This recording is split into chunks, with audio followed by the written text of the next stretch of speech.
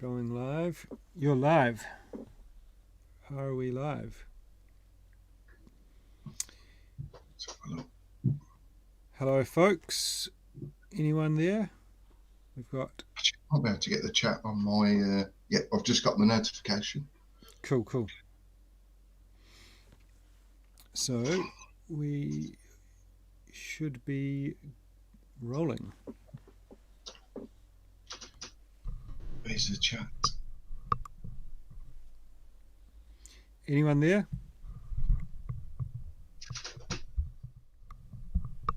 Is there anyone there? That's nice, Mike. Very nice. Yeah. Let me just jump on here. We're live. Excellent. All right, cool. Hey, that's weird. I'm getting... my chat's not working. Okay, cool. We are live. The chat is working, but my chat box was not working. So let me just... excuse me. Pop that out. How's everyone doing on this fine Sunday? Cool. Sorry about that, guys. I thought no one was online because the chat was blank, but I've sorted that out. Good to see some familiar faces in the chat. Nice one. And anyway, okay, let's start officially since I kind of screwed that up at the start. So, welcome everyone, and welcome Steve Kelley, our esteemed guest host. Steve's a British DJ and producer with a long and illustrious career and release history on some fantastic labels like Sublease, Soundgarden, and his own Celestial Recordings, which you've been running for 10, 12 years or something, is that right? It's got to be around that now, yeah. Nice. Anything? 2010, I think. Wow. Started, so yeah. Nice one. Anything else you want to add, Steve? Thanks for coming on, of course. No, thanks for having me. There'll be recent release on Oral, bit self-promotion Nice. again. Yeah. Yeah, next week I have a track on Flash Mob's label. Sick. As well. That's great. And towards the end of the year, Bondage music as well. Nice. So nice. All good labels. Yeah. Cool. All right. Ian, how you doing, buddy? What time is it in New Zealand there? 3 a.m. or something?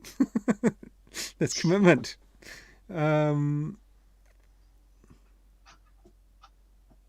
lived in Scotland for 2 years. Nice one.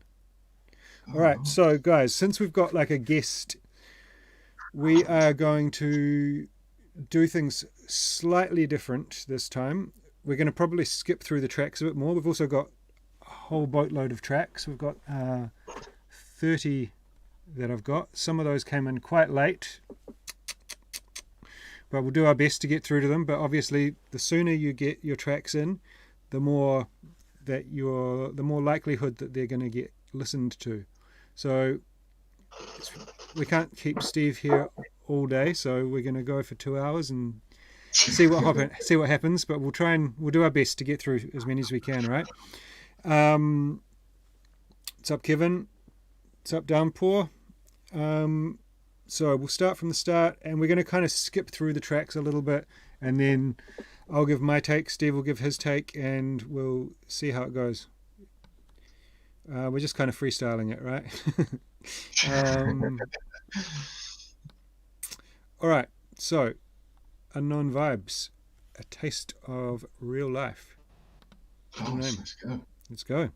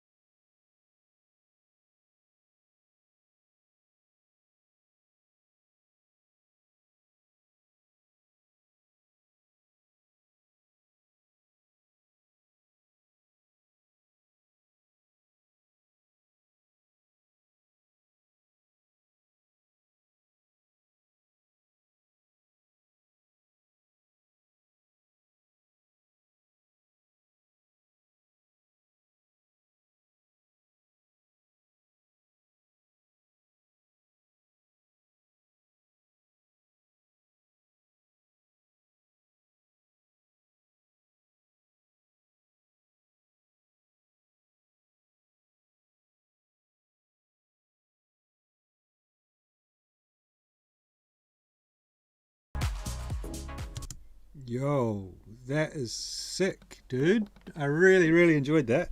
And I've been working with this guy, like mentoring for, I can't remember, maybe the start of this year, and like a few months anyway, at least. But he's only been producing for about a year, and the jump in the quality and just like the kind of succinctness of all of his tunes is incredible. Like some of the first stuff that he sent me, like it sounded like about what you'd expect from someone that had been producing for a little bit under a year, and it's like now it's starting to sound like I think there's a few things that could be tweaked in this, but it sounds like a track that would be ready to be released almost. And what do you think, Steve? Yeah, arrangement was spot on for me. I think the only to push it that extra 5% is probably the breakdown. Yeah. So yeah. It's a bit more tension and dramaticness, and so that was something. Other than that, yeah. I mean, that was something that I wrote down, that like the breakdown was good, but there was a point in here where it kind of lost my attention, and I think that's especially at that moment in the track, you want to keep people's attention. You need to, if they're kind of like, if you feel like you're able to kind of look away, then there's something missing, right? There's something you need to. I thought it was good. There was something always happening throughout the track. Yeah, except for that one point, right? It's somewhere around here, just before the kind of build up at the break. One other thing is that spoken vocal, I think it's a bit too loud. But whatever. That's more of a mixing problem than a composition problem. Yeah, really good. I think I think we're off to a good start. I think there's a theme generally that the first few tracks are pretty bloody good, because it kind of implies that it's something that someone's been doing and is ready to send, whereas I'm not saying that this is going to be the case, but often the ones that come in like 5 minutes before the feed starts are like rush jobbies. We'll see. Okay, but great work. Yeah. Should be jumping on a call with Marcel later, with Unknown Vibes, later this week, and hopefully we'll get this one wrapped up, because the last couple that he sent me have been really good as well. Yeah, brilliant. All right. Furnace, Eternal Sunset. All right. Oh.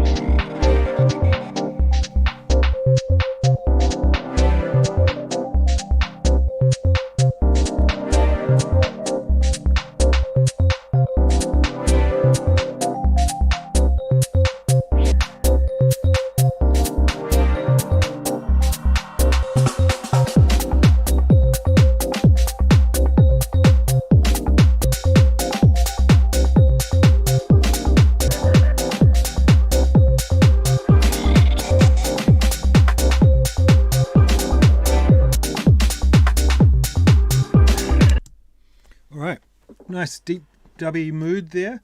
I really like the vibe on that. I would say that there's, from my perspective, there's a couple of things that could really improve the track.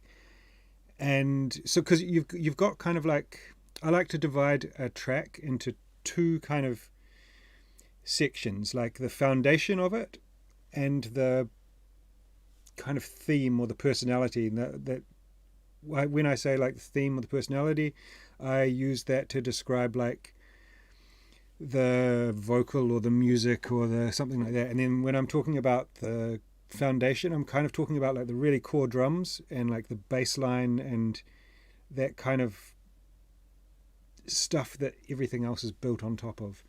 And for me, in this track, the idea I think is cool and could work, but the foundation is a little bit lacking. Like, and it comes down, I think, to a few things like sound selection. I think some of the sounds just are a little bit awkward together from my perspective. Some things like the clap is a little bit or snare is quite loud. You can kind of see that looking at the waveform here. Like, here's the volume of the kick and here's the snare just like really poking through. The bass line felt a bit dull and kind of like not connected in the low end. Like,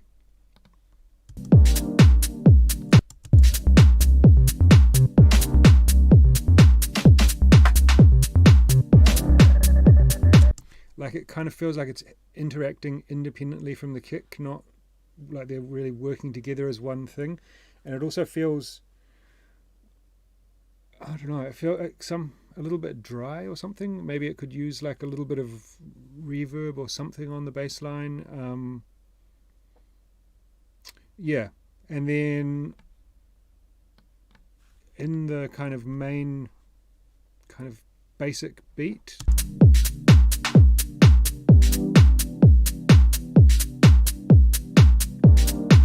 so there's like a couple of little snare hits and hat kind of things, but I feel like there could be a little bit more detail and intricacy in that basic kind of hat groove that works all the way through the track.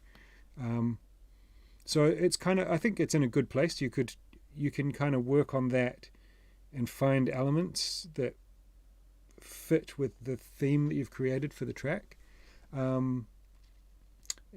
And then the next thing I would say is like the break. It goes back to like the comments that we were talking about for the first track, but much more significant here is it didn't really do much that was interesting. It kind of like, it was just there because you need a break or something. It didn't really hold my attention and create much suspense throughout the break, in my opinion. I think what you've got there in the break could probably be condensed by like, you could probably fit all of what's going on in here into like a quarter of the time, and then that would maybe work, but there wasn't really enough there to expand it out to a full minute, I felt. Steve, what are your thoughts on the... Yeah, very similar Dilby, to be honest. I think it's a good foundation at the start of the track, and there's definitely room for a lot more elements. Yeah. And again, the breakdown for me could, give a hell of a lot more. Just, you're best to give a lot more than less. I tend to find, and advice I've, I guess, been given in the past as well. But I guess, yeah. Yeah, I mean, it's, I mean, you're an A&R for your label, so which is something that I don't have. So when if you hear a demo like this, what's your thoughts? Yeah, I think it's pretty much what you said. Dilby on it. You need something that catches you, something that's got a hook. Yeah. And that every kind of this, the kind of 8-bar rule that something is fresh is coming in. Yeah. you know, each time that holds your attention, because But when you're also- listening, especially today when you've got 27 tracks, Mm. you need that, you know, that standout. So All right, cool. I mean, just want to don't be scared to be different, I guess. yeah, I just always worth mentioning. I think when you say something coming in every 8 bars or so, also that could be something coming out. I think that it's. Yes. I think that's something that beginners can overlook. That it doesn't have to be something new coming in. It can be something coming out that you can then bring back in, and that can be just as powerful as bringing in a completely new element, right? Yeah, I'm a sucker for that. All right. But no, it was a great foundation. Was it Thoris? Yes. Thonis, yeah. Oh.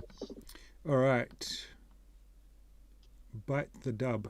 So this one, he mentioned in his email, has already been signed to Nervous. So congratulations on that. But also, like, we'll just kind of go through it pretty quickly and give some general thoughts because it's already been signed. So whatever yeah. And that's probably going to get my playback of this live stream claimed for copyright. So let's see.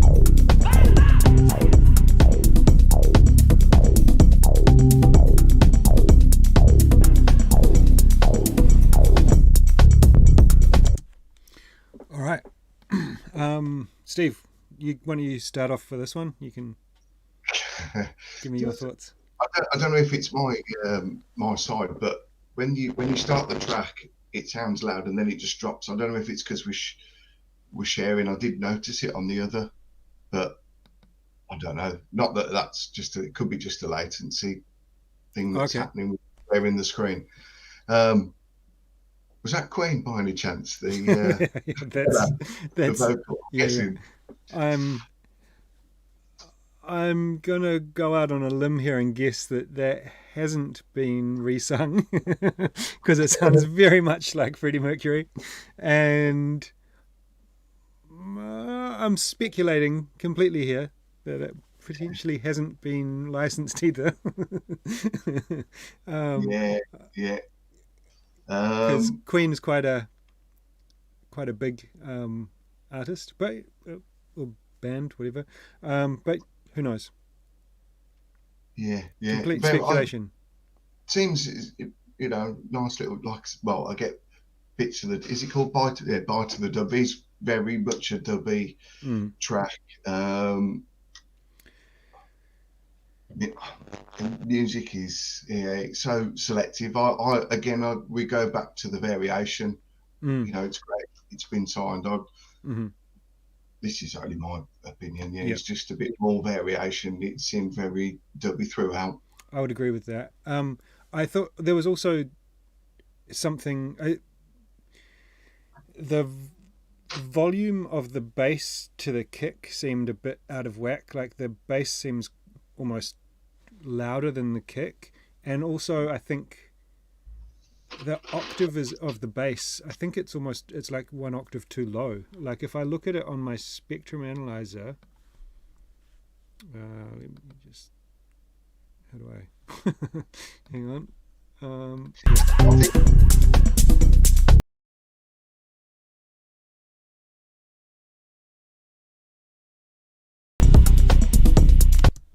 like the fundamental of that bass line is at like 28 hertz.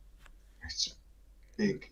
That's, I mean, a lot of a lot of like mastering engineers are cutting out those frequencies anyway, and so that's like the fundamental. So I would suggest that that bass is probably going to sound nicer a whole octave higher, and probably brought down by like 5 to 7 dB. Maybe bring the kick up by a couple of dB. But yeah, again, I mean, I don't know. He said, I think he said it was coming out in December, so there's probably time to rejig it a little bit. But yeah, I would say for me, if I was just to, I would listen to that and I would go like, I can't play that, because I know the way that's going to translate to a sound system, and that's just going to sound like, you're not going to be able to hear those really cool sample in there, I think. Yeah, I think that's kind of led on to, when I was talking about the sound, how it just dropped. It could be just that track, I don't know, we'll check, I guess, on the one. But congratulations on the signing. Yeah, it's great, fantastic, iconic New York label. Have you released with Nervous? No, there's a sub label, isn't there? There's two. Okay, I'm not sure. The other one, I did a remix for them, but still through Andy, through Nervous. Okay, cool. But it's a cool label. All right, this is Dickie Clare, I believe. Pretty much, I think he's only missed one live stream. So he's a regular. Let's go! Oh, let's go. Let's go.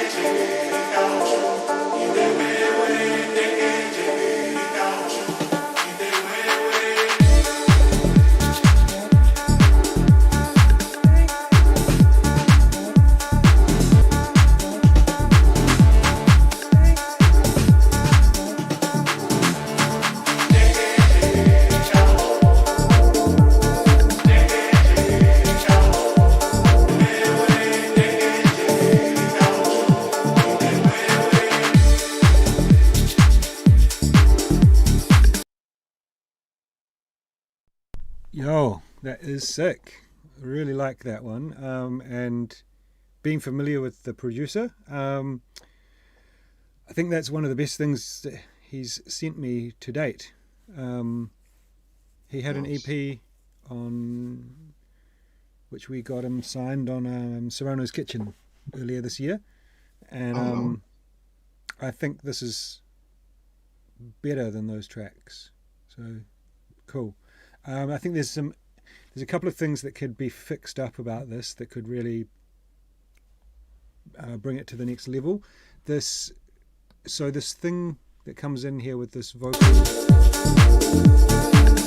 this kind of vocal repeating texture, I think that this is something that he uses in almost every track, and I think it's not adding in this case. I think I can see what he's trying to do. It's trying to build tension and kind of build drama, but I think it just kind of it's taking away more than it's giving.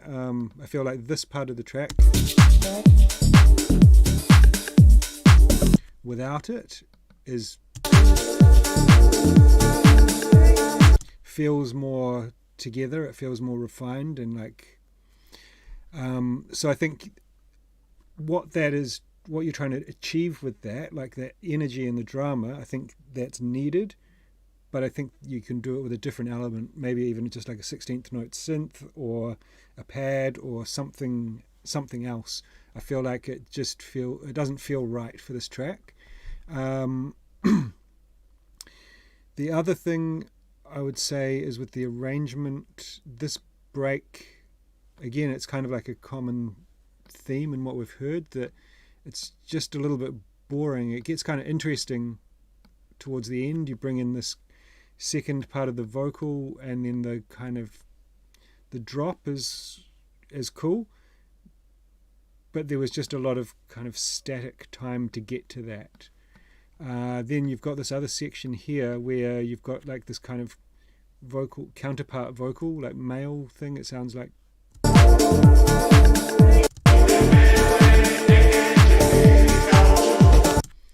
I think you can introduce that sooner in the track and have that as more of a main part that it builds up to, because it's like you're almost leaving that until the outro of the track. So I would definitely recommend you could use that in this part to build up the energy, right? And then, or to build up the drama. That's my feedback on how to improve the track. What do you think, Steve? Yeah, pretty similar. It's the breakdown. The longer you do the breakdown, the harder it is to keep interest. Yep. You need stuff to be happening, eh? Yeah, whether it's just atmospherics, effects, and just keep it. It's all about that attention span, isn't it? To keep people hooked, people listened. Yeah, totally. Yeah, and I think there's two things that you're like. Yeah, I think it's important to, instead of looking at it on like, I've got to put a break into a track, it's like, what are you trying to do with the break, right? Why is it there? And you don't have to put a break into a track. Like, you put it in to create a moment, to create drama, to create something, to create a change in the track.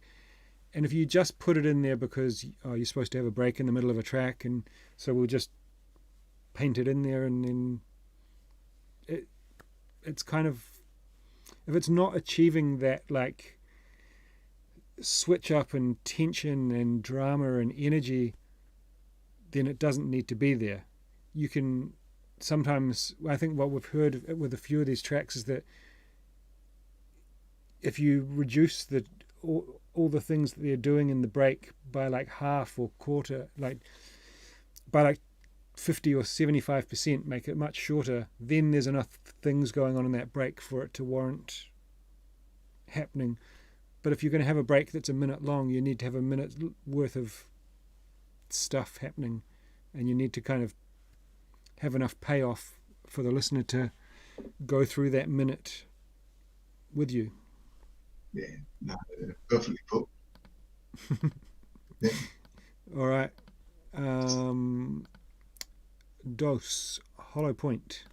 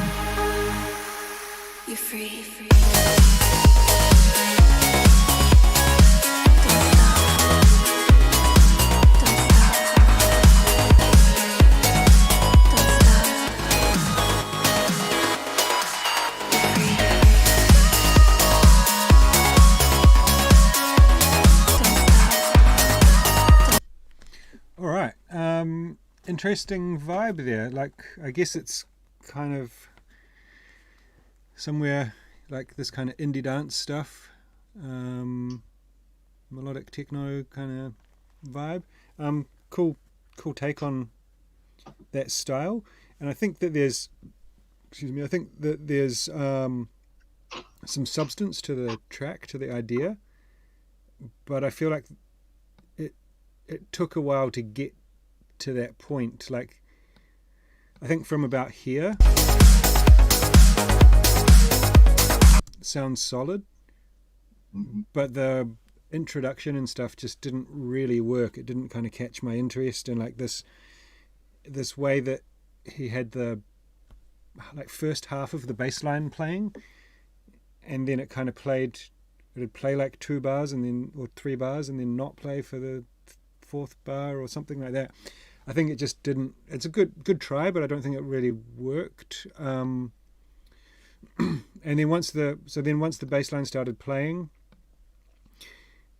it kind of worked better. And then once the chord changes came in for the bass line, it worked.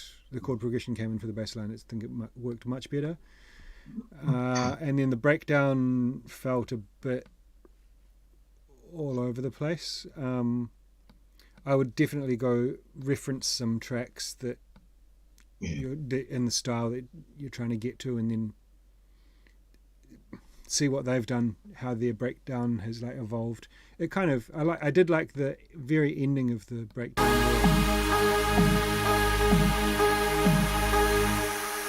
You're free. Felt quite afterlife-y, or quite I like the beginning as well. What? The very beginning, how it just dropped down.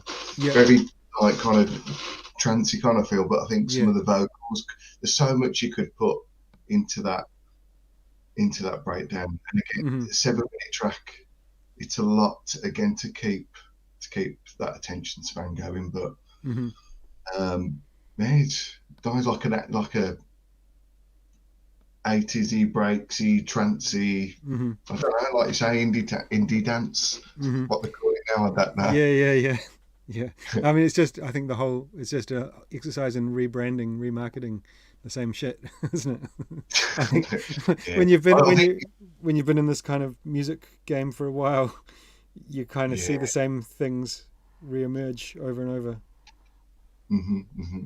I think you was right there. I think to get to this, definitely I'd get a reference track and understand the structure, how the different sounds have been brought in and things like that, and the elements. There's a lot there that can be used. So I think like I said, I think there's the substance of a good track there, but I think just reimagining the arrangement could really bring it to life. All right, we need to speed things up. we're at 45 minutes in, and we're at track 6. We're going to be here till dinner time tomorrow, mate. All right, Luca Pensa.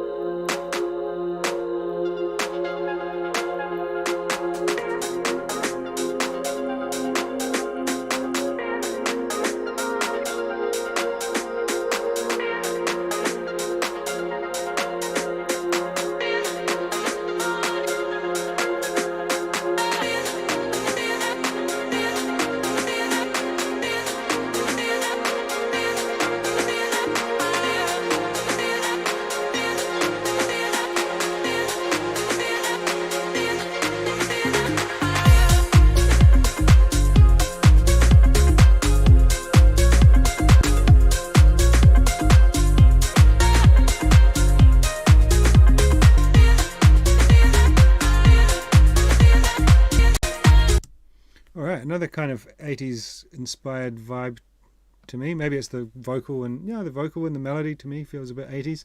My main feed, I think like it's got had a really nice feeling to it. There was just a bit when the vocal chops kind of changed up. It felt a little bit awkward and a little bit less refined.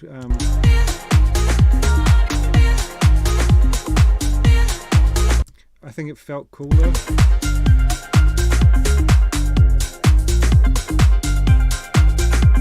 When that vocal was just kind of popping through every now and again, it felt a bit more catchy. I didn't get the feeling that when it came in as like the main lead element, that had enough strength to really carry the track. I thought it was a really good kind of complementary element to the track, but not as a really, really strong lead hook. And I think this melody that you've got is pretty cool. And then this section here,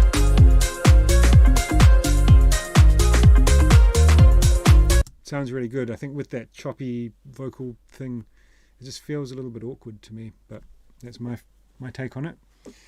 What have you got, Steve?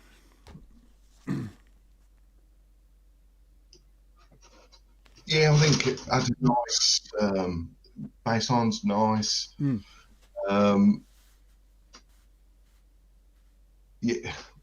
I think I kind of try and take back when I'm making tracks myself and just try and keep things simple in terms of, again, I always just go back to this, the 8-bar rule or whatnot, and trying to think that if you think of a band where whether you've got a chord, a pad, a stub, just bring in those elements in, and then, towards that main break, you've got lots to use, and then use, I guess, majority of it at the end. It's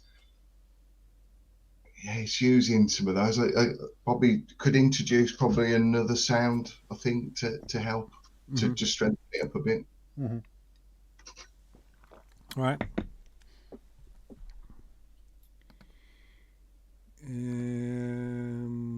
Where are we? Petty Davis. If you didn't come to Jack, Randall's Divine Edit. Okay. No.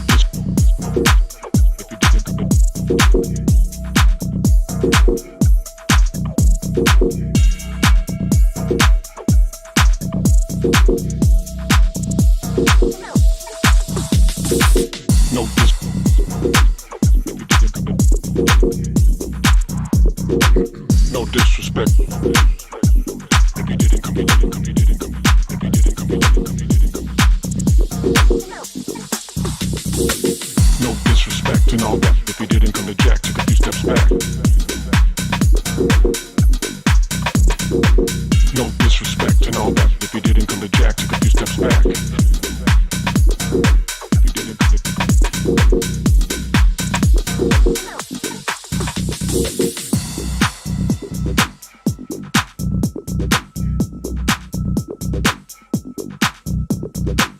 relax, unwind. Let the rhythm of the track into the cracks of your mind.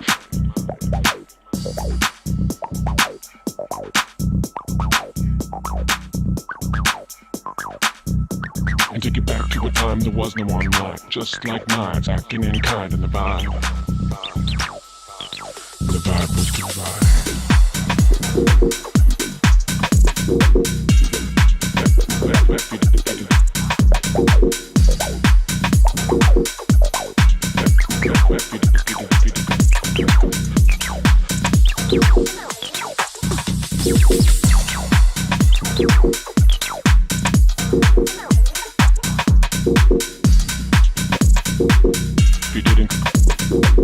If you didn't come to Jack. Really well done. So I think for me, this exemplifies quite a few of the points that we've been making about some of the other tracks.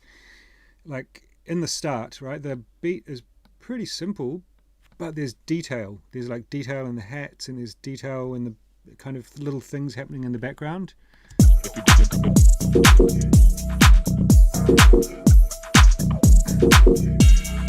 And that loop there, there's enough going on that you could kind of just listen to that for quite a while. Yeah. And then like you've been saying about things coming in every 8 bars or so, he's doing that, but it doesn't have to be something like revolutionary. It can just be like an open hat or something, or a ride, or taking something out, switching one element with another element, but just kind of keeping this momentum going, right? And I think he does that really well. And then in the break, it's also not too long, not too short. It kind of builds enough tension. He uses the vocal to kind of take your attention for a while. Then this 303 acid thing comes in, builds up nicely. It opens the cutoff, brings up the resonance, creates some tension, and then drops back to the beat. Really good. I think the only thing I would suggest changing up in this is that in this latter part of the track, the resonance on the 303 gets a bit ear piercing. So you could look at, if you've got something like Soothe, that's like a dynamic resonant EQ, you could chuck that on, or you could look at kind of EQing some of those frequencies a little bit, just controlling some of the resonance there. But for me, this is a winner.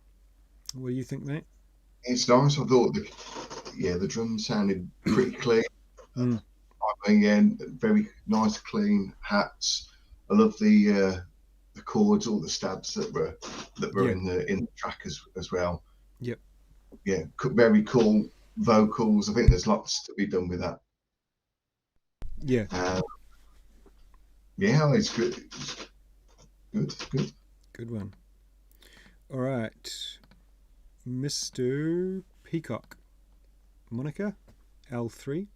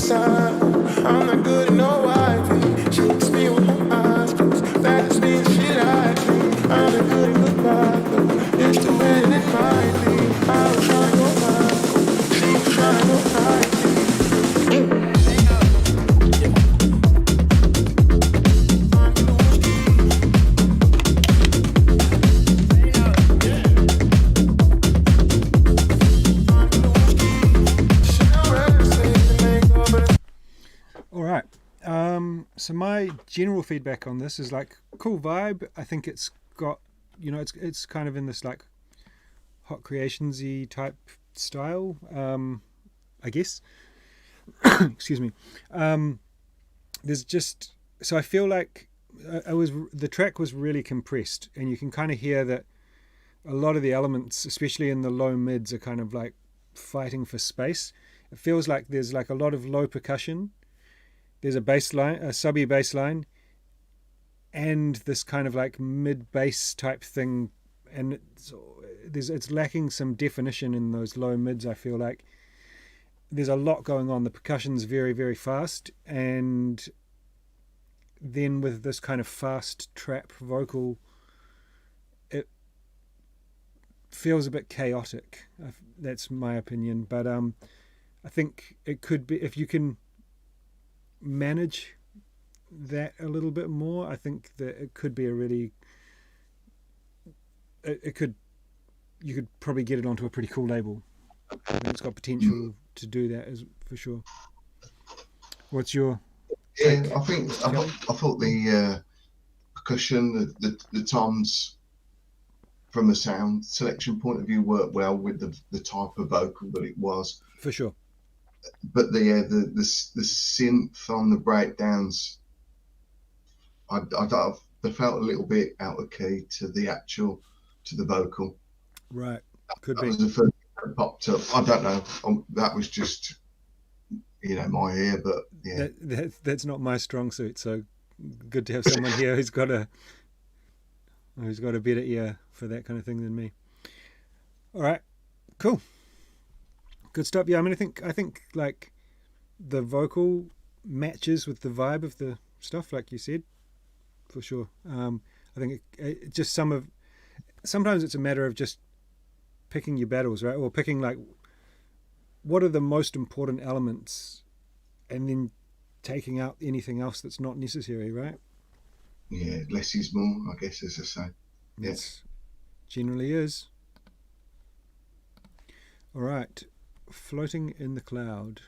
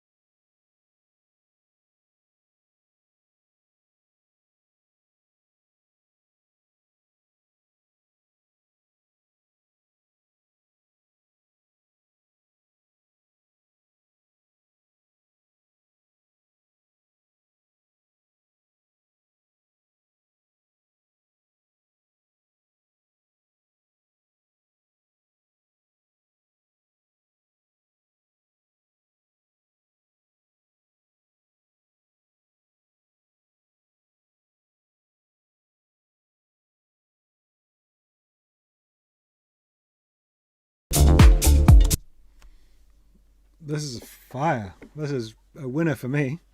I'm loving that. I mean, it's to my personal taste as well, but I think from a objectively, it's very well put together, and it's ticking a lot of the boxes of the things that we've been talking about. Like, it's not overcrowded, but things are happening. Like, there's always something happening and always something kind of changing, and there's breakdowns and build-ups are like doing that kind of tension and release thing really well. Like, they're kind of like this, I think he's using the pads and the effects and stuff in the track as tools to influence the listener, rather than just because you're supposed to have a crash on the drop, or you're supposed to take out the kick here. It's like everything's working for a purpose and towards adding to the track. I mean, what do you think, Matt, of this one? Yeah, I know we sound very just following what you're saying, but I feel like pretty on point, to be fair. I've got great sound selection on my notes here. I think everything sits and bounces off each other really well, and it's clean. It sounds minimal or minimum, but full, if that makes sense. Yeah, totally. Hear every element. Works really nice, but it's good. Really great. And I think worth mentioning for other people whose tracks we've critiqued, the way that he's used kind of not like a break, where you don't take the kick drum all the way out for a minute or a minute and a half. Like you can just play.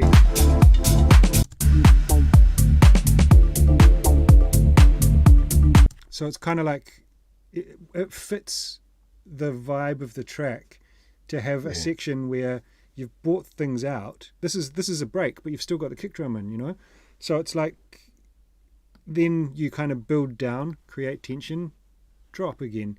You don't have to have a minute and a half and then a big fucking snare roll in every track, and sometimes that's not appropriate. And this is just executed in a really classy way. Yeah. All right. 10 in, how we're gone. yeah. All right. This one. Okay, now, what do you think? We're going to speed things up. What do you think about that? No? All right. No, I'm just joking. I'm just taking the piss. All right.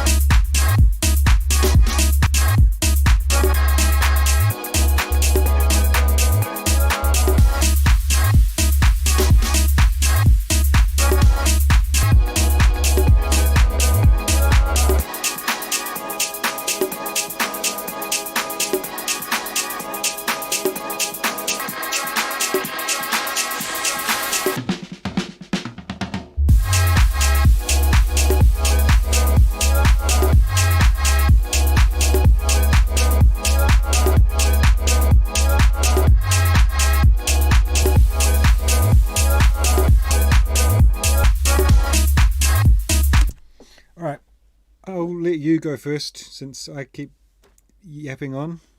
I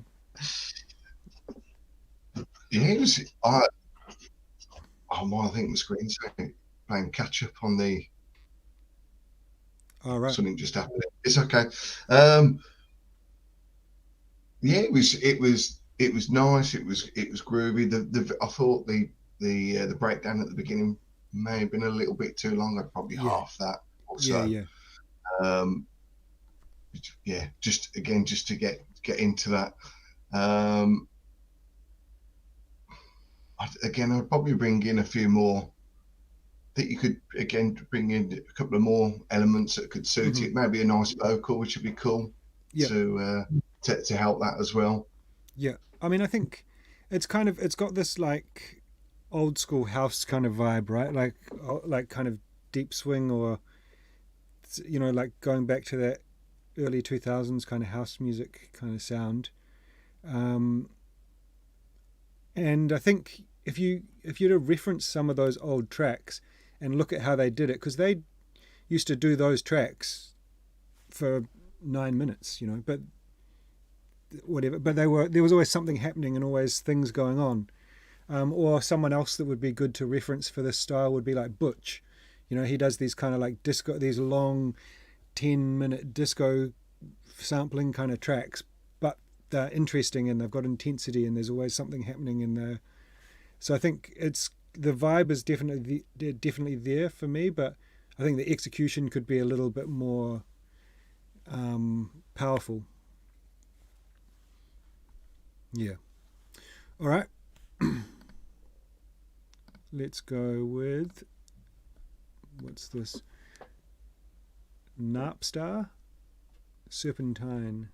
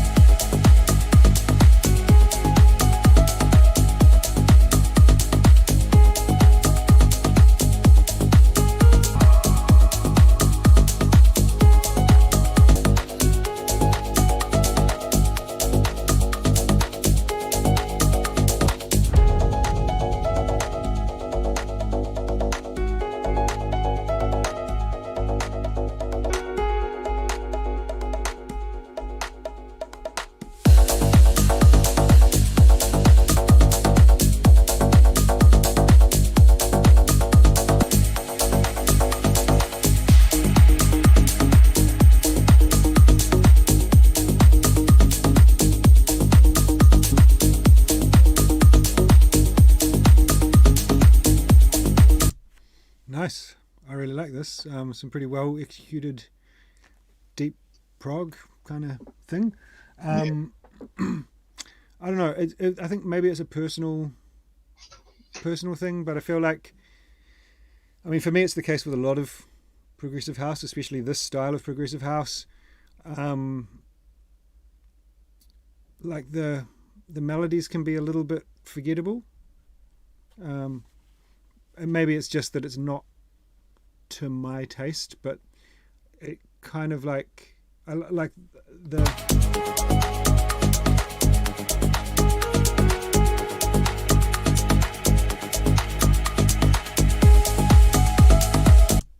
maybe someone who's a bit more really into this style would be like, that's the fucking bomb, that's the melody I was looking for.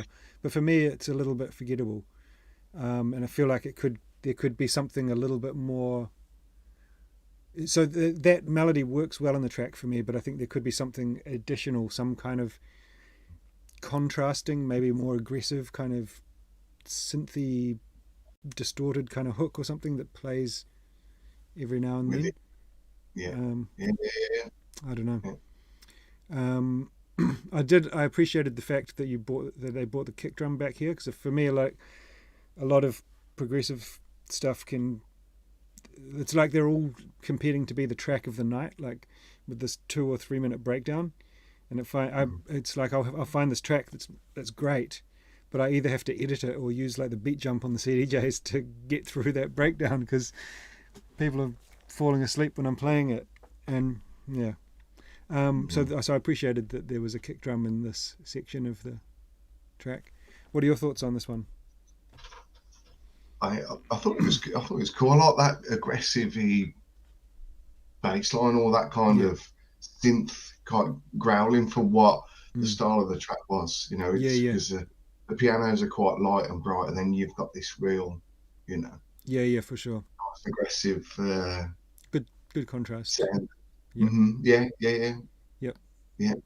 Yeah, but pretty well executed for sure. I think it's just no matter what style you're doing, I think it's always worth thinking, like, what's memorable about my track? What's the thing that people are going to kind of, and it can be just that it's a really great drum groove or whatever, you know. But it's like, if that's going to be the hook of your track, it needs to be an exceptional drum groove, or, you know what I mean? Like, I think it's always worth going, like, why does this record stand out against someone else's record? Because at the end of the day, it is while it's a creative industry, it is also a competitive industry, and you're competing with other people to get your record signed. You're competing with people to get your record heard, to get it charted, to all of that stuff, you know. You're competing for people's attention. Yeah. Mirage. Now, don't want to create any expectations, but this is probably pretty good, because his stuff's normally pretty good. Let's see.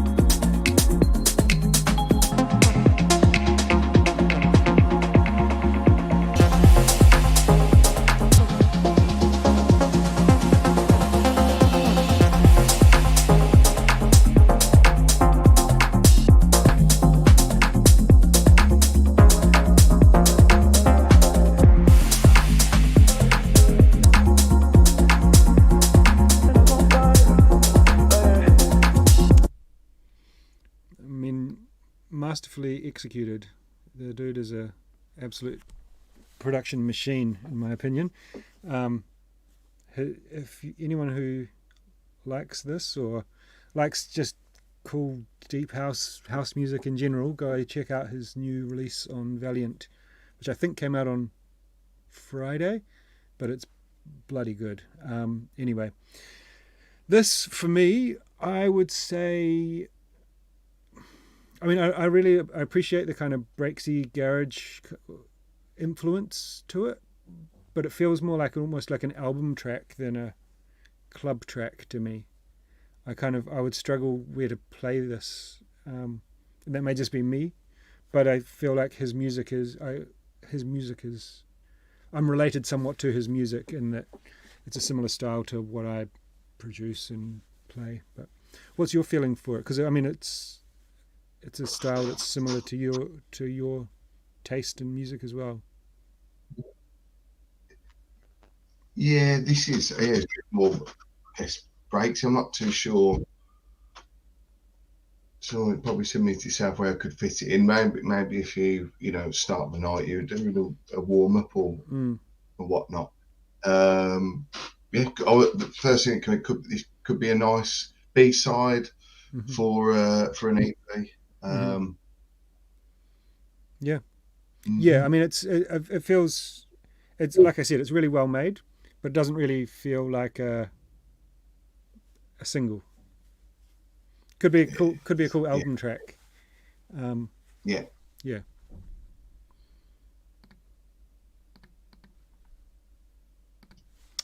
All right. We need to speed things up. Whoa, this is a big one.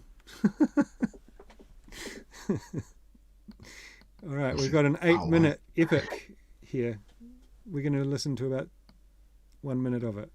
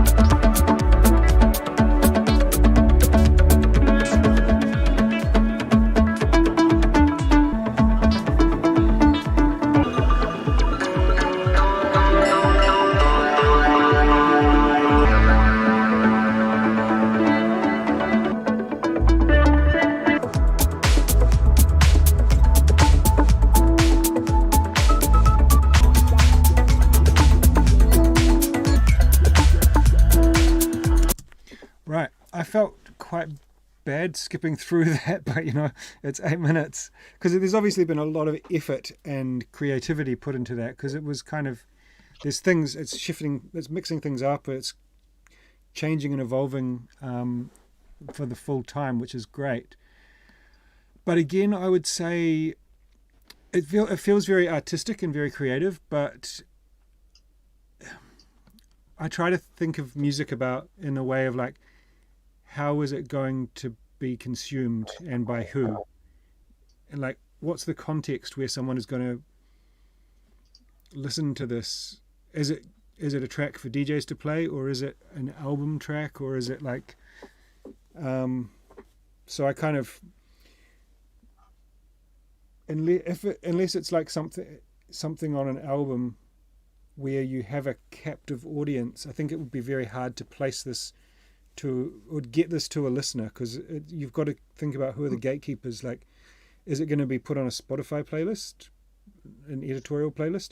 Are you going to make a 2.5 minute version that fits to streaming platforms? And I mean, it's a shame that this is how we have to think of music, but really. It's funny you should say that, Bill, because my recent release with the label, they asked me to do Spotify lengths, which is basically radio edits. So that's something that I'm starting to adapt and think about now, especially with we talked about the larger breakdowns that we've got, and I know we've got like extended mix and radio mix, but that's kind of in my kind of mind now when I'm producing tracks as well. So I thought it was definitely it's a really it's a nice idea. The breakdown and all that reminded me of an old 90s track. I don't know if it was like Light Fluffy Clouds or the Orb, that kind of reminded me a little bit of that. It's a great idea, and I like the rumbling bass line. So the idea is there, it's just that, it's just putting it all together in a nice compact way, if you know what I mean. Yeah, I think like it's a shame to, but or maybe leave this as it is, but try and reimagine it in a more functional way as well, and see if that works. All right, Stanley, let's go.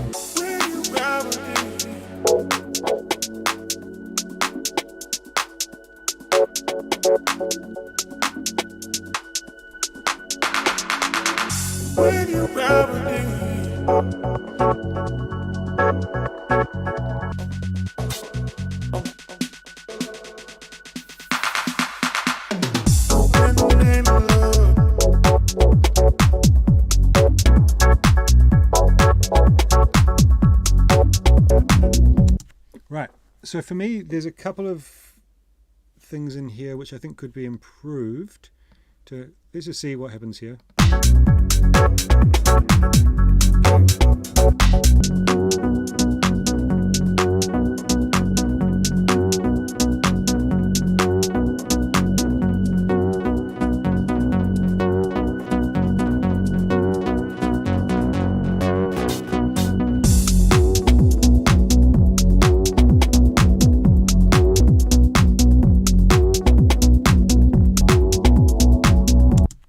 Right, okay, well that complicates things from my feedback perspective, I mean. So the first feedback that I was going to give is like, we've kind of talked quite a few times about things switching up every 8 bars, 16 bars, whatever. And I felt like it works, all the elements work well. It's kind of like this cohesive idea, but the hats, everything seems quite static. The energy felt quite static. And like, I think just bringing in just simple stuff like bringing in an open hat, which he does later on here.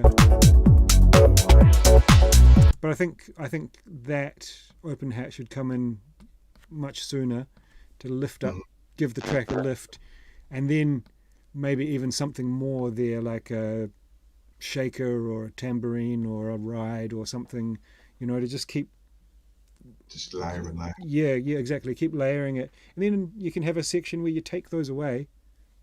Yeah, creates a bit of a cool down, and then you can bring them back in, right?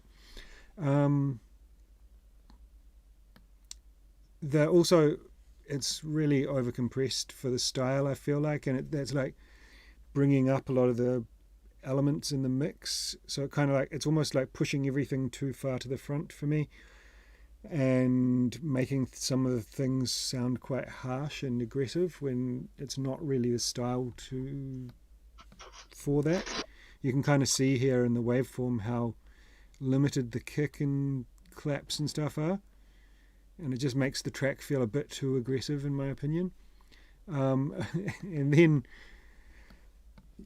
there's a definite switch up here in this final break that I was going to skip.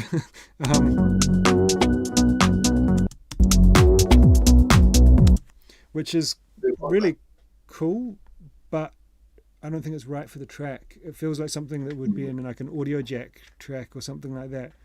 If this track was a bit more tech housey or a bit more clubby, I think that part there could work really well. But for this track, the kind of deep dubby vibe, it feels a bit out of place. Yeah, probably them, but it's probably the softer chords that we then Paddy sounds again, sound selection, isn't it? I guess. Yeah. I mean, in this case, I think it's amazing to try things, and this is quite a unique. It's like a unique element, and it kind of, I think it almost works for me, but not quite. And I think it's really important to try. And then also, when you do something like that, you can save that for another track, have that as the starting point for another track or whatever, But I think the idea of the track is there, and it's just a matter of executing it with a little bit more precision with the hats and stuff like that. Yeah.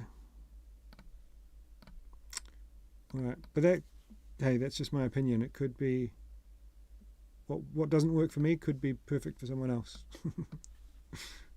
All right, so this is a dude that I work with doing mentoring, and this is a track that he's already sent me. We talked about it in his last mentoring session, and here it says without organ bass.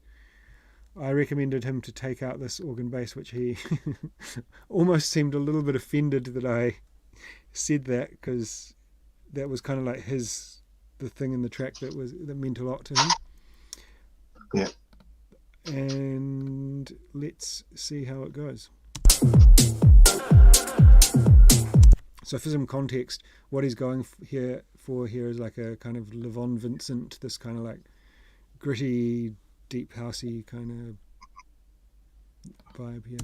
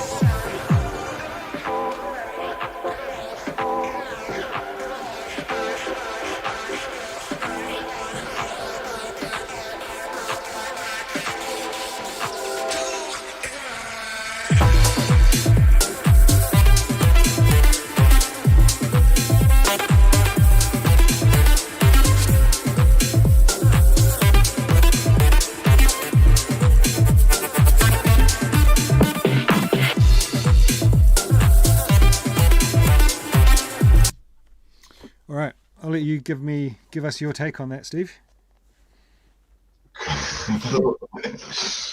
Put you on the spot. This is music is so subjective, isn't it, Philby? So I'm not too sure whether the vocals work with the. If you start the you know when the vocals and the pads or the keys that come in, Yeah. Whether they suit the sound, I don't know. That's only my Yeah. I mean, it's a let's say it's a more niche style or genre, right? It's right. gonna. I guess it's targeted towards a specific sound. And because I have this kind of connection to it already, like I've heard it before in a different form. I think like it's improved massively. The idea has become more focused. So this is kind of giving him specific feedback now, but yeah, I think it's definitely working better. I think the mix for me is the main thing that could be worked on a bit. Like some elements seem a bit too loud. The kick drum seems maybe a bit too quiet. Adria said in the chat that there's too much crazy panning for the hats. Yeah, like just it's a bit chaotic still, I think. But I think there's an element of that which is like what he's going for as well. So I try to keep that in mind. That yeah. But I think it's definitely a step in the right direction for the track. Good. Sorry, I put you on the spot there with that one, didn't I? No, it's cool. It's cool. I like the vocal. It works kind of nice with the beat. All right, let's carry on.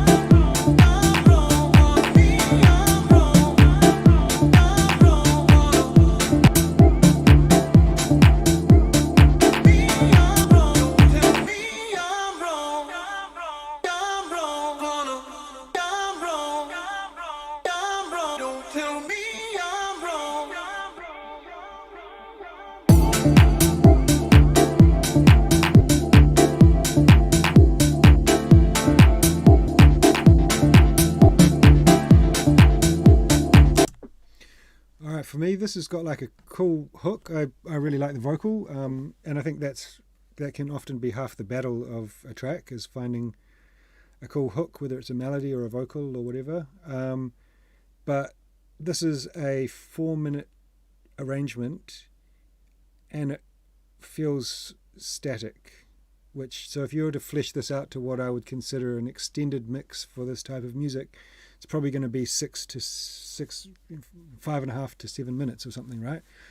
That's what you'd be expecting for your label, yeah.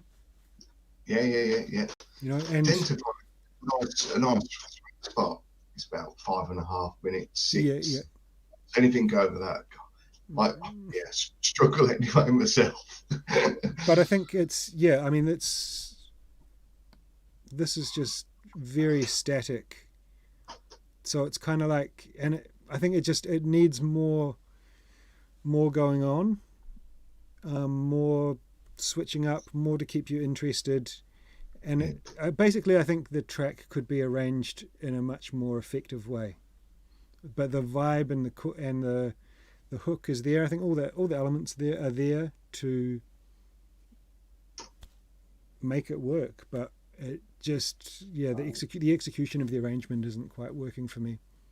Yeah, I'm with you. I think got the right ingredients, but it's just just mapping it out in the right way. Exactly. Perfect. Ooh.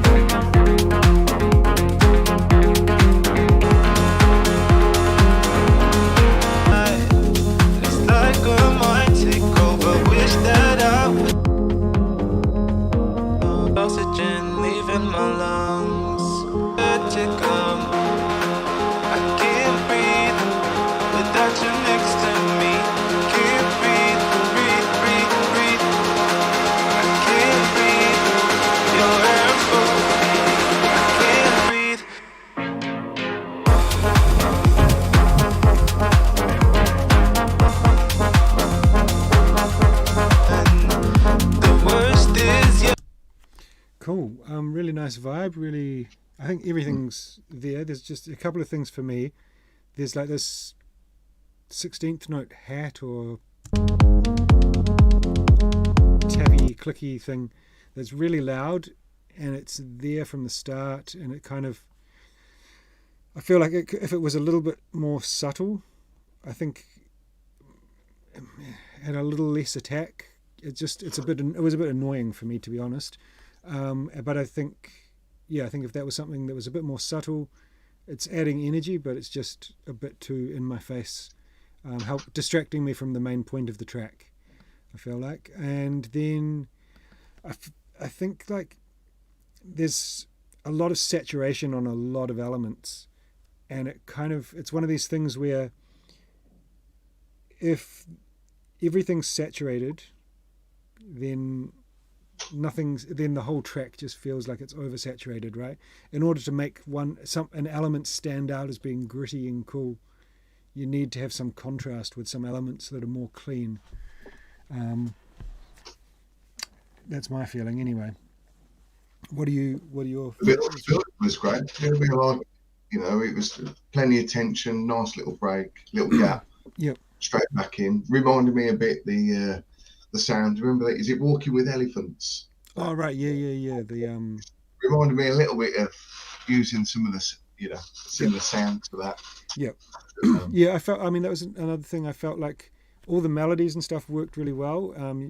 He brought in this kind of counter melody here, but it was also very saturated and in a similar frequency as the main melody.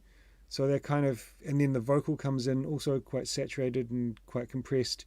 So I felt like there was quite a few things competing for attention and space. Yeah. But I think the elements are there for sure.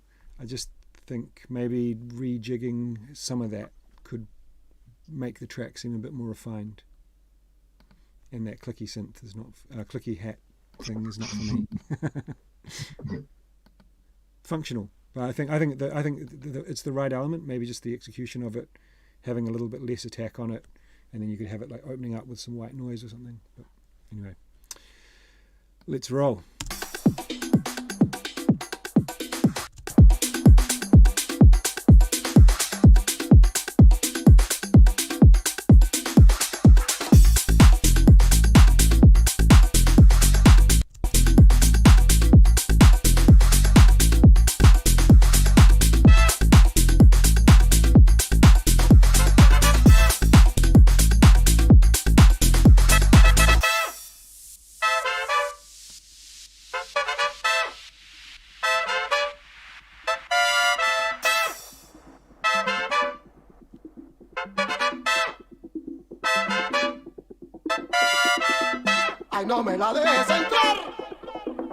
I'm just going to jump in quickly here and say, like, this whole thing could be condensed down to like 8, what is it?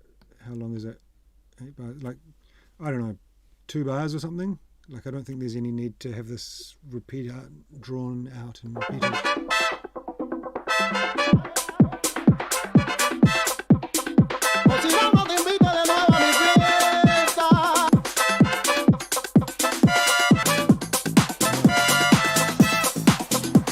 So the waveform's so compressed that I thought the kick drum was coming back in there, but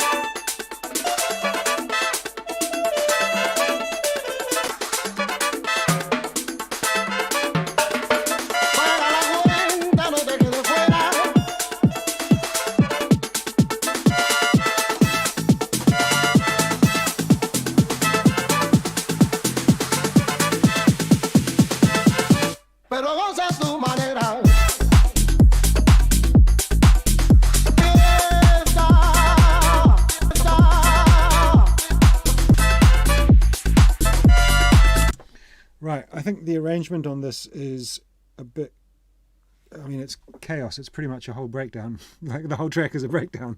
Like, there's what is this? A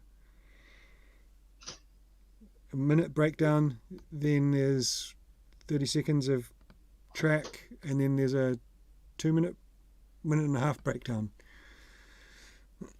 So it's like, you know, I think that's out of whack. You need something for people to dance to, you know. Yeah. For me anyway, I think it's this kind of style is hot right now, and I can totally see what he's trying to do with it. I think just reimagining again the way that people are going to interact with it, like, it's not quite working. And then also, like, he brings in this trumpet which just plays the whole time. Like, there's quite a few ingredients that you can play with there. Bring some things in, bring some things out, and then, you know, because keep them fresh, tease them. There's no teasing going on in this track, right? Yes. No, that's right.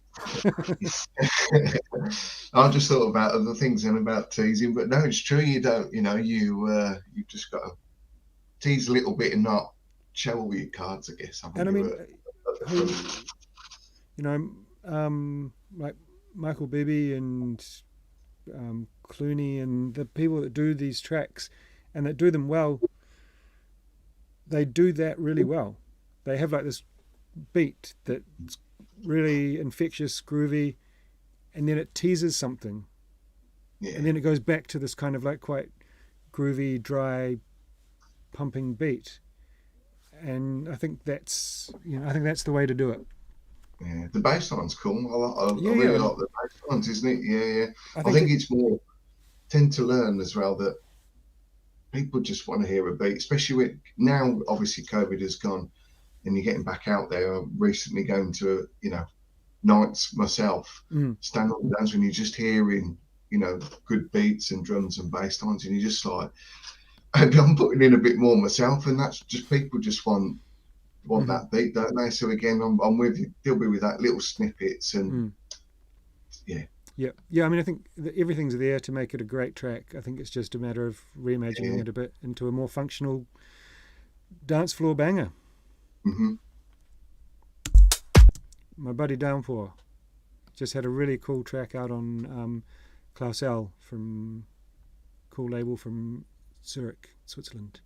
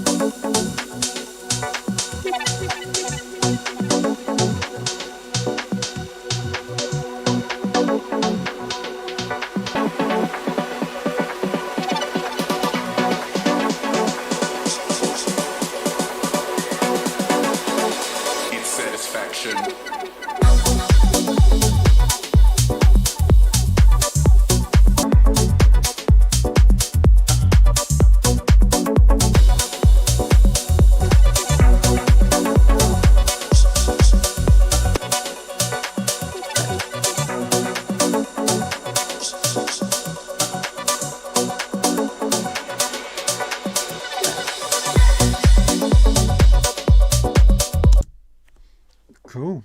I like it. I think there's a couple of things, like I feel like the ride is a bit over the top for the rest of the track. Like it kind of just takes it up a level, but it kind of maybe takes it up a couple too many levels. But maybe just having it a little bit. Yeah. I mean, I have one in pretty much every track, but it's like you need to. I think you need to put it in at a volume relative to the overall energy of the track, because you can take a deep house track and start making it sound like a techno track in no time at all. What's your thoughts on this? No, I like it. It's there's not much. Struggling really. Probably, I don't know, I'll talk about other elements, but I don't know, just something a bit more. There's that, but just something a bit more. That's probably a little bit more prominent, maybe. Maybe one more element that's kind of like not like a kind of type. Exactly. Yeah. Like there's after the break here, there's some cool synths that are doing some nice call and response, but it's not something that you necessarily get locked into, right? Yeah, no, definitely. Yeah.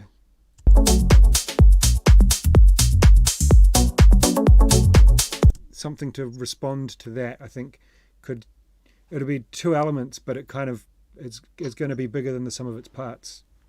Yeah. I think that would be the thing that takes that track to the next level, right?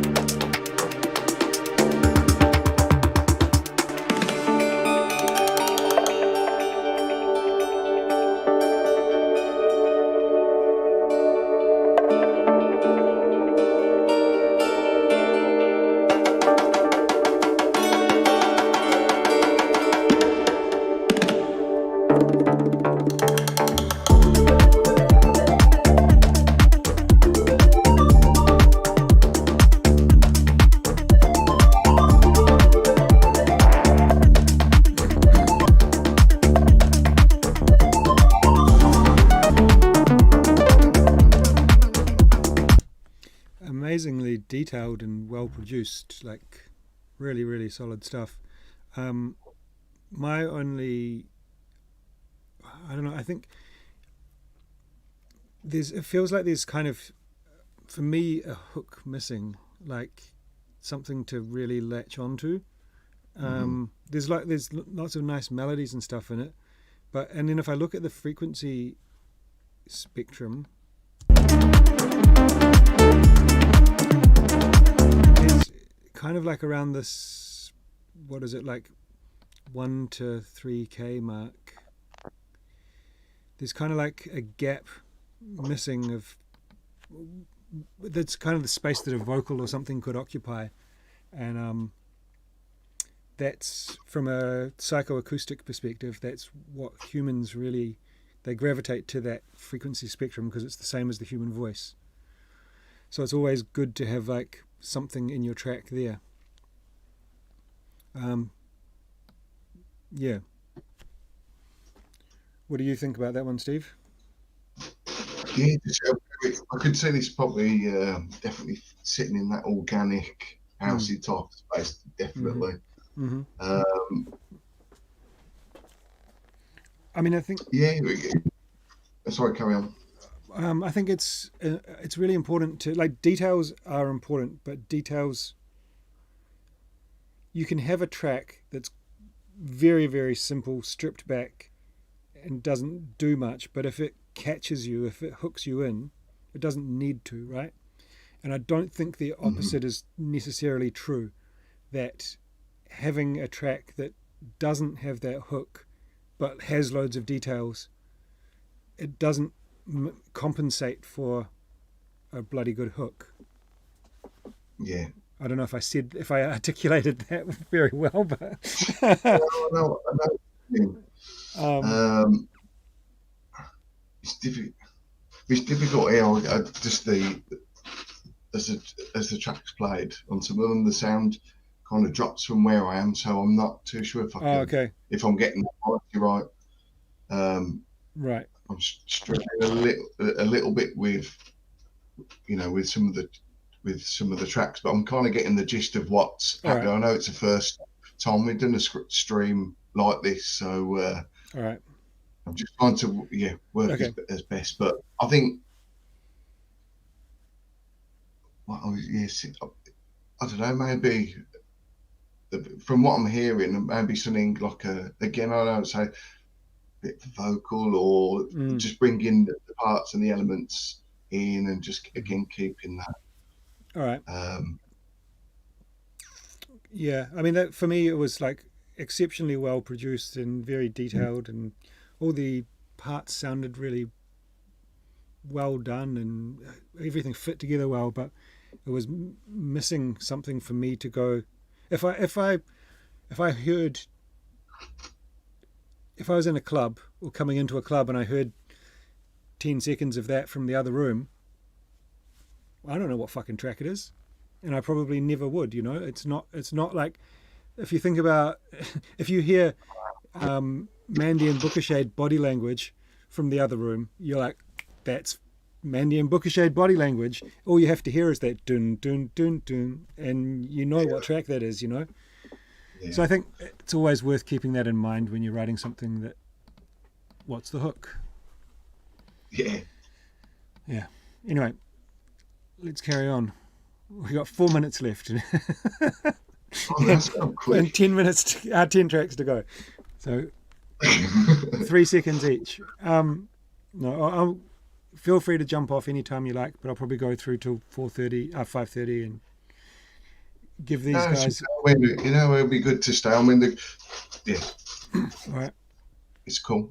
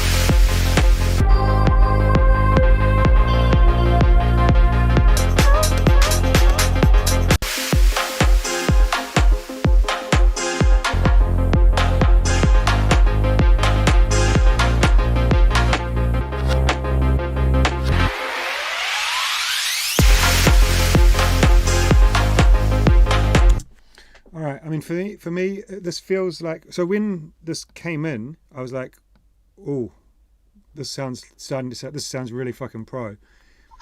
But now, but as it kind of progressed, it started to fall apart a little bit more, especially the arrangement. But there was one thing that I felt stopped it immediately sounding really pro, was when this snare or clap came in and it was completely dry. It feels like there's no reverb on it. And then there's a lot of the elements came in very dry, and then some elements were very wet, which creates this kind of separation between the elements, not in a good way, in like a way that they don't sound like they belong together. And then the arrangement is just like not, again, there's like long breaks, short beat section, another long break. I think it needs, excuse me, I think you need a reference track, get in there, just copy someone else's arrangement and see how you get on with that, because there's loads of cool sounds and stuff in there. And then just think about, in terms of mixing with like reverb, putting everything in the same space. That's my take. What about you, mate? Yeah. I think there's some it's on proud. There's really great ideas, and you can feel as to, I guess, what wants to come out the other end. But it's just that arrangement piece and just putting it all together, and just it's all about that arrangement piece, I guess, isn't it? Yeah, I mean, it's nobody knows this stuff when they start out, but I know for me, the way I learned this stuff is referencing, and I think that's something that people overlook way too much. Yeah, I sound a little bit, I guess, bit of a broken record, but that's what house music is. Just basically it's a formula, isn't it? So and it's very every I know I always talk about it, every 8 bars, something different. And that's what I've only from past experience as well, and from it's on the clockwork. It's every 8 bars doing something, keeping people engaged. And then also I think it's really important to think about, especially if you're making, like, what's the context that people are going to listen to the music? Is it for streaming? Is it for Spotify? Is it for the club? And if it's for the club, which most of this music I would say is intended, they want to have people raving to their tracks. You've got to have empathy for that listener. How is this going to work? How are they going to interact with this in the club setting? And most people don't want to be stood around for 2 minutes for a breakdown, have 30 seconds to dance to, and then have another 2-minute breakdown. Yeah. I know. There is that'll make me leave the dance floor and go and get a fucking drink. Anyway, let's keep going.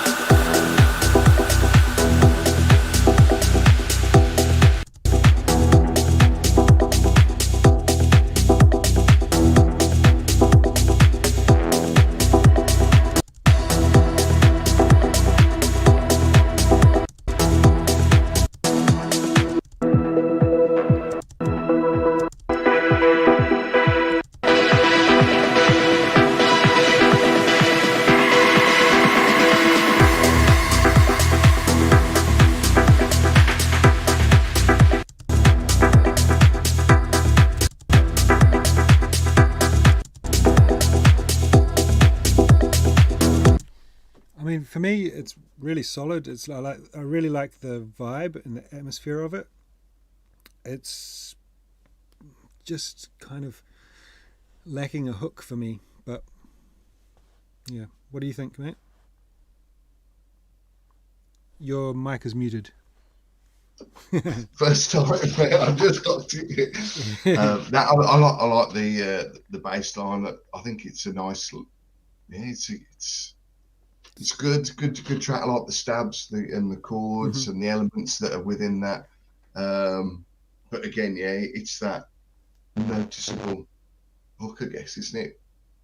Whether that's a certain riff that you use or a vocal or whatever that may be, it's just to make it stand out. Yeah, that's what I feel too. Abraham Clark commented that Dewey, you're going too fast. Well, not really. I'm trying to get everyone in, and we're already over time. So I always say that it's important to get your stuff in early because then you get priority. I do it in the order that I receive it, and the people at the end always, but I want to try and accommodate as many people as possible. So we're going to try and get through it. But yeah, I do appreciate I'm skipping through these at warp speed now. It's more of a vibe check now.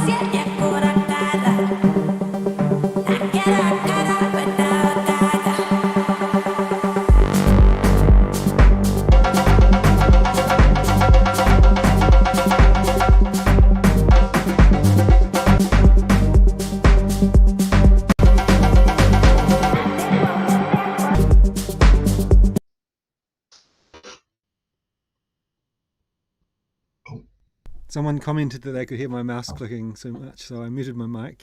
Okay. That's what happens, guys. But yeah, I mean, it sounds really, really good to me. My main critique would be that there's just not enough energy in the hats. Like the hats seem like out of balance to the rest of the track. The rest of the track seems like it's Afro House kind of style, but it seems like peak time. And then the hats and stuff seem like they're not quite peak time. It seems like they're not quite giving enough power. Yeah, maybe a few more layers of hats or something like that, just to give it that extra. Yeah. Yeah, for sure. Yeah. Referencing some kind of music. Yeah, exactly. Some of their slightly older stuff a couple of years back. Some And Me kind of stuff.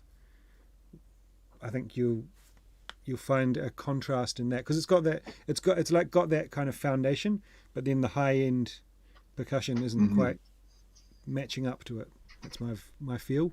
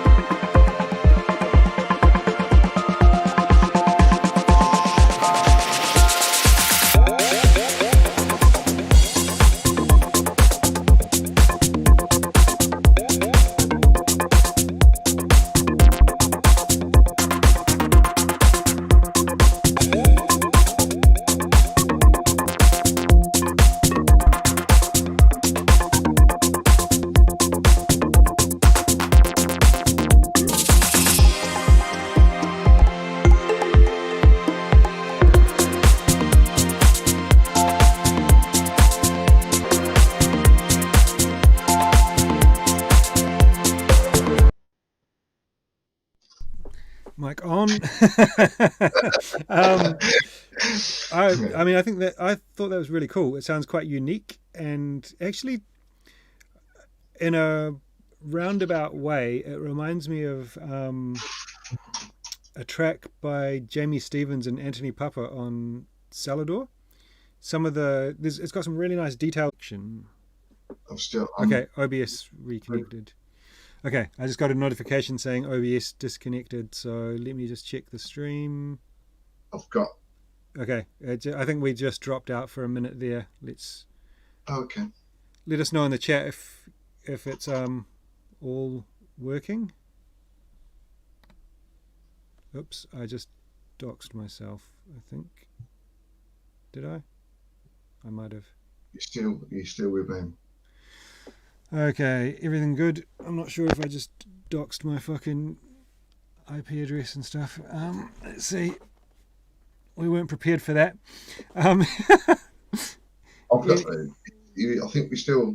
Yeah, no, we're connected. It just dropped out for a second. Anyway, what I was saying? I think the difference between, say, the Anthony Papa and Jamie Stevens is the drums and percussion is just like on a whole nother level, whereas this was quite basic in the drums.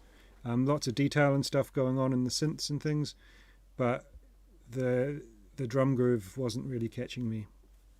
Mm-hmm. Yeah, a bit more power, I guess, for the type of track and the style of. Yeah. I think if you kind of like reimagined that foundation of the track, it could really, really bring it to the next level. Yeah.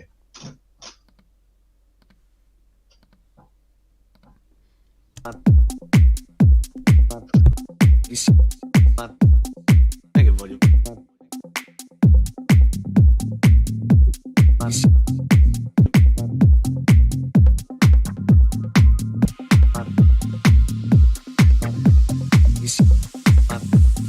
Make it volume.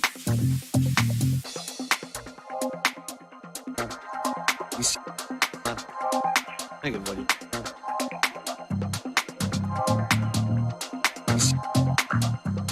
Make it volume.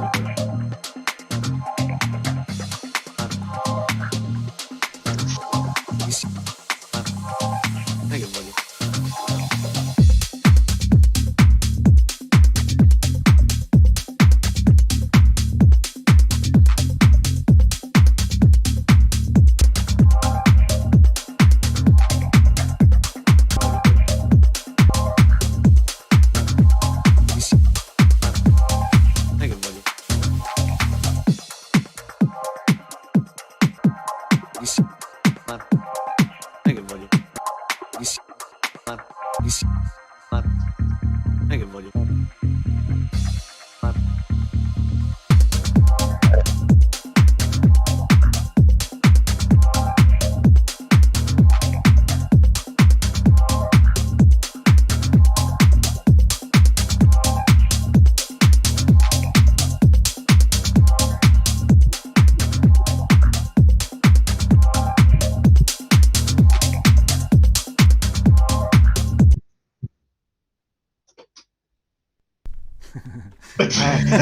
It's like you're playing a game show. Every time. Contestant number one. Whatever you did, they'll be there. I can hear the tracks a hell of a lot better now. Whether you like restarted a connection or something else, I can hear the track better than what it was. Okay. I like the groove. I thought it was fantastic. It was cool. And the all the vocal worked really nice with it. And the elements, I think more elements could be more elements could be used again. That call and response piece. Mm-hmm. I felt like it was a bit linear. Like there wasn't much automation going on. It was kind of like everything just kind of happened. Things came in or out. I think you always want to have things that are ramping up and ramping down, and then. Just a bit more automation. You can also obviously use like sends and returns to like send things to a delay or a reverb or whatever, just create more atmosphere and liveliness in the track. And obviously the the hats and stuff are way out of whack. You saw there when I boosted it by 6.5 dB, it kind of came to life, right? And then so always worth making sure that that top end is just as important as that low end, you know. Alrighty, Jason Harasco.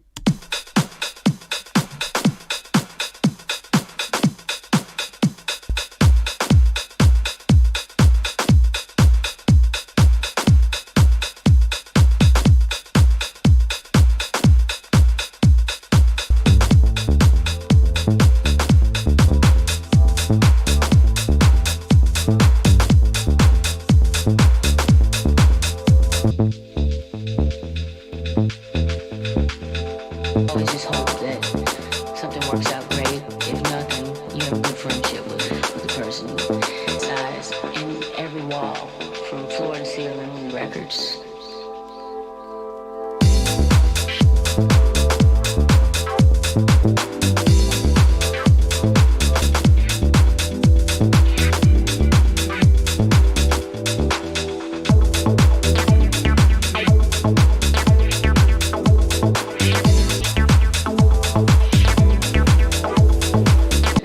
Some records and records, and I was like, oh wow.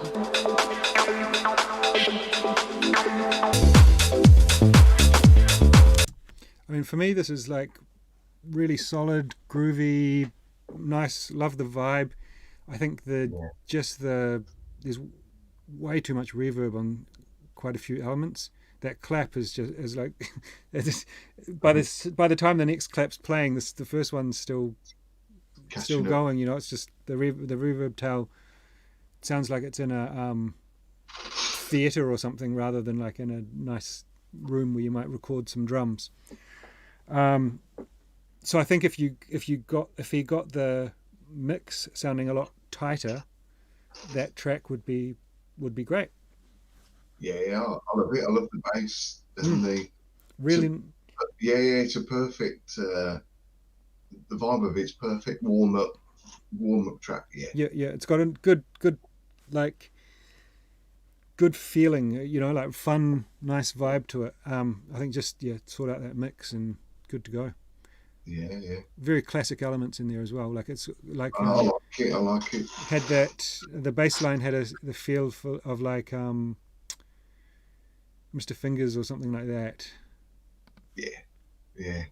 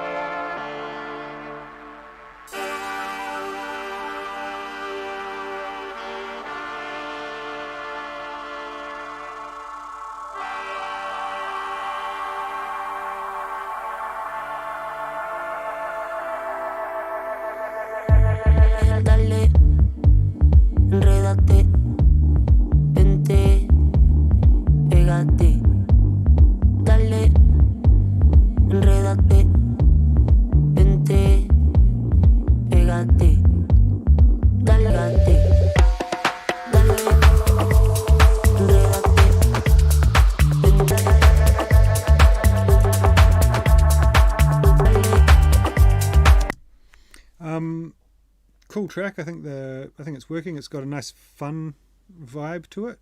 But for me, like the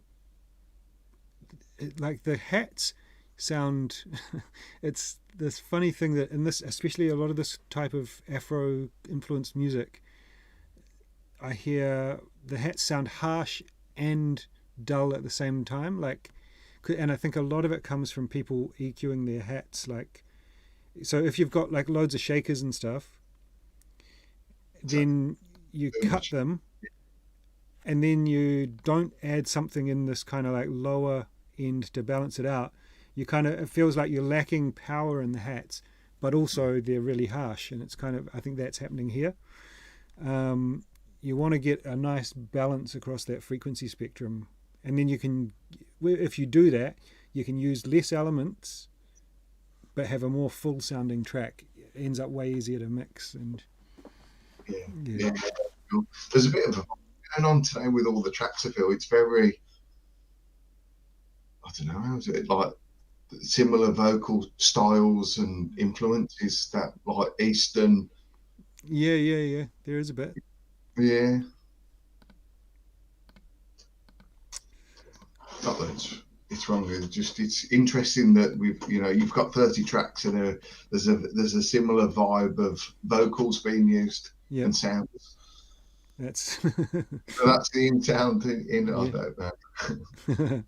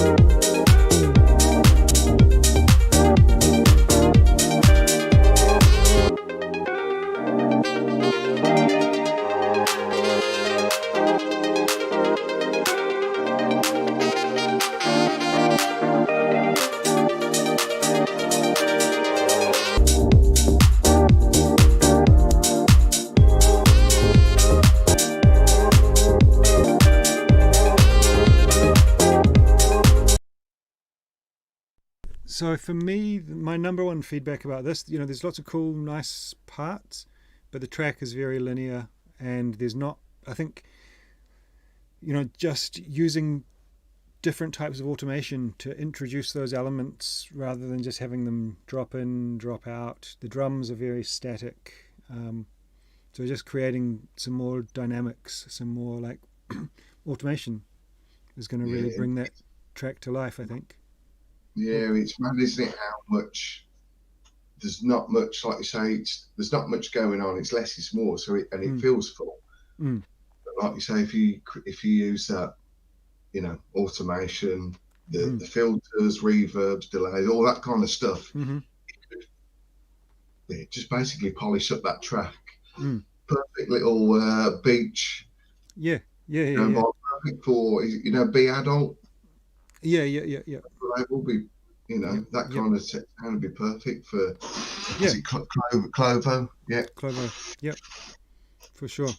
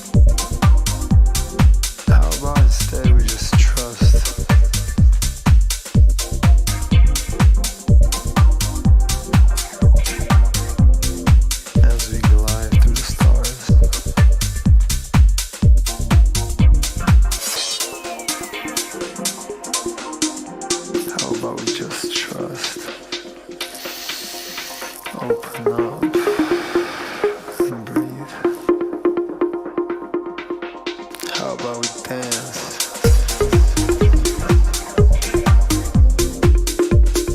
Feel the wave.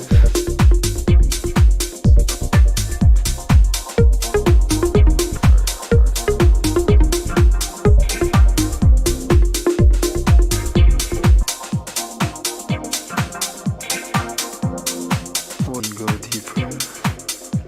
I don't know. I've been feeling that call.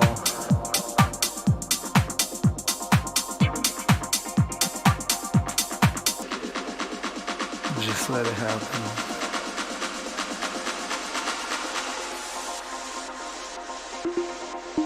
Dance. As time passes, you're destined to happen.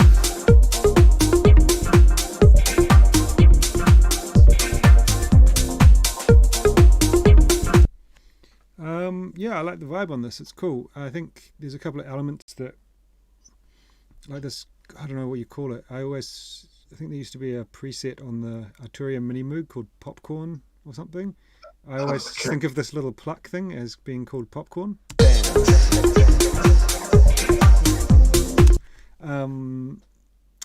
a bit too. Yeah, it's a bit, I don't know. It's kind of, I think it's taking away more than it's adding to the track. I feel like it makes it, the track could feel more refined without that. I feel like I'd probably swap the sound out for something different personally. Yeah, but that's just personal taste and choice. For sure. And then the vocal, I think there was a couple of comments saying the vocal could be louder. I feel like the vocal, it's about the right level, but it's competing with a few other elements, so it's kind of getting masked. And so it could be a matter of just having the vocal play and when those elements aren't playing, or EQing a little bit around this kind of like 1 to 3K, just giving it a little bump, which helps to create some more presence in the vocal. Yeah.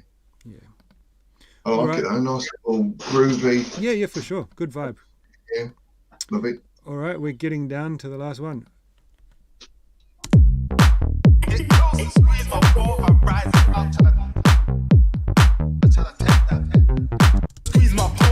it up, tryna take my soul. Auto mash on my shoulder, clutching it. 30s, you know we bang it standards. I used to hang on Man, send them to Jesus. All sweets and Reese's pieces. Slap that thing, man, send them to Venus. Man, juice my man with my Rambo. Can't even like quick face, I say keep it. I was outside just meeting them cats, and now I'm in business.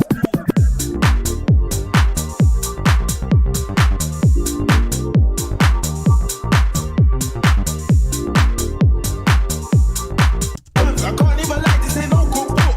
Used to leave my mesh on when caught. Left my stick in the bush. When I step in a car.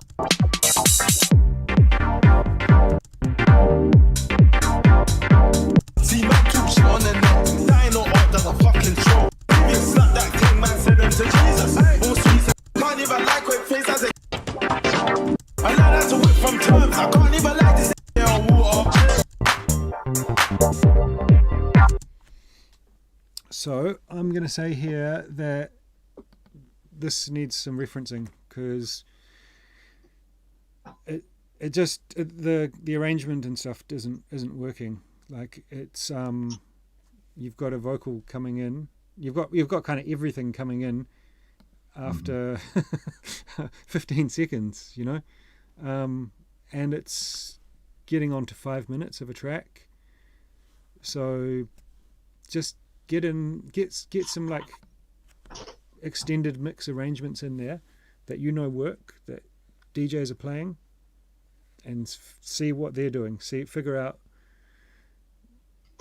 where they're bringing things in, where their bass line comes in, where they bring the vocals in, because no one expects you to know this if you're just starting out, but there's people out there that do know, and there are some rules to this game, and they're not just arbitrary. They're there for a functional purpose, right?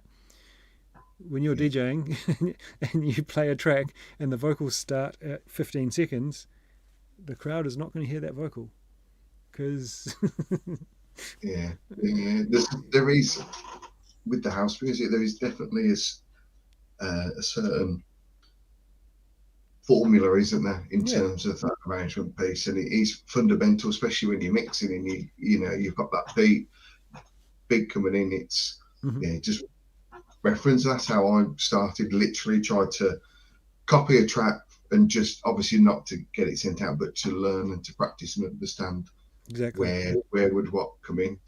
100%. I mean, like if you're just starting out, you don't know this stuff, but it is important. And then, like, say you as an A&R, if you're sent a track that has a vocal starting from right from the start, what do you think about that? Yeah, it depends, I guess, because if it's something that's subtle, that's, again, we talked about teasing. If it's just something very subtle or that feels right, then I think there's a purpose for certain tracks. But I guess one of the great things to we talk about referencing and using the tracks is when you have felt like you've completed a track, have a go at mixing it in with another track. Use it, like, go out there, make a mix, and throw some of your own tracks within that mix and see how it flows with the rest of the style that you're trying to, or that you're looking to aspire to. That helps. That's something probably I've been doing a lot more recently myself as well. Instead of just thinking I've got a track, I feel like I've got the formula, but actually how does it sound against other artists or labels I'd like to be on, whether that's the sound levels and everything. You learn so much from that. I think there's a next step to that as well, because if it's easy to maybe get disheartened if you do that and you go, oh, my track's not stacking up. So you take that track that does stack up to that sounds good in that mix situation, and look at it, listen to it, and try to understand why that works and why yours doesn't, and then implement that so that it does work, because that's absolutely. Because at the end of the day, people that are going to be using your tracks, they're going to be out there. You want them played on the dance floor, don't you? So it's got to be able to flow and mix into other stuff. That's out there. So. All right. Well, we've done 2.5 hours here, Steve. I can't thank you enough for it's gone fast, but no, thanks for having us. It's it was. I'm sure we'll do it again sometime. I'd love to. Well, now that we've got all the technical side of it sorted, we've figured out our system. So, and it's taken too long to get it happening. So, it's good. Appreciate it. And I'm sure the people who tune in appreciate it as well, even if it's just a bit of respite from me harping on someone to keep me in line. No, there's been some great ideas, some good tracks. I mean, you've got some cracking content out there, Dilby, even on myself, some good stuff that you send out around arrangements and all these techniques that we've talked about today. Not to push your channel, but I look as well. It's great. So people that are listening, Dilby's got some cracking stuff that we've talked about today, which will help everybody and myself. Man. So thanks for your content as well. That's all right. That's what I'm here for, eh? So also, obviously, massive thanks to everyone who sent in their tracks. It's especially for some of the beginners. It's not easy, and we try to be as positive as we can about it. But the point is not to stroke your ego about it. The point is to try and give you, for me anyway, I try to give it constructive and implementable feedback. I'm not trying to say, hey, your track's shit, because it's representative of where you're at. and not everyone's at the same point in their journey, and that's fine, you know. I mean, a lot of the, you know, like some of the people that I've talked about that have been producing for a year or 2 years or whatever, their stuff sounds infinitely better than mine did after 2 years. You know, my stuff sounded absolutely awful for the longest time, you know. Yeah, likewise. That's to be fair, mine. Yeah. All right. Well, No. let's call it a day there. So thanks, everyone. Thanks, Steve. And we'll catch you next time, guys. Peace. See you guys.